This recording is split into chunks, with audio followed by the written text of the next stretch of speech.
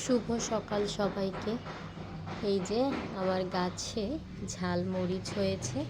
তো নিজের গাছের মরিচ ছিঁড়া যে কতটা আনন্দের লাগে সেটা যার গাছে হয় সেই বোঝে। এই যে দেখো, এটা আবার পাখিতে একটু খেয়েও গেছে, তাই মরিচটা ছিঁড়ে ফেললাম, তা না হলে এটা নষ্ট হয়ে যাবে। আরও গাছটায় ফুল এসেছে। এর আগেও কয়েকটা মরিচ খাওয়া হয়েছে, তো শেষে একটা মরিচই বেঁচে ছিল, তো আজকে এটাও ছিঁড়ে নিলাম।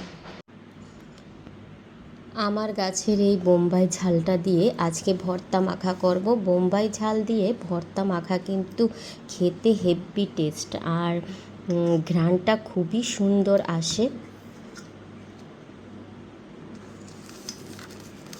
তা লবণের সাথে একদম একটু মিশিয়ে নিয়ে, মরিচটায় কিন্তু অনেক ঝালও আছে, তাই আমি অল্প পরিমাণেই দিয়ে দিলাম।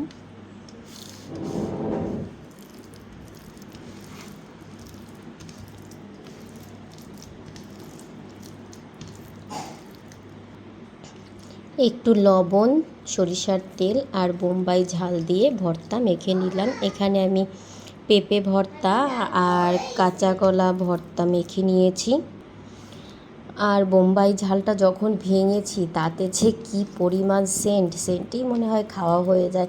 আর আমার একটা বোম্বাই ঝাল তো একদিনও যায় না, যখন ছিঁড়ি তখন পর্যন্ত সেই দিনই শেষ।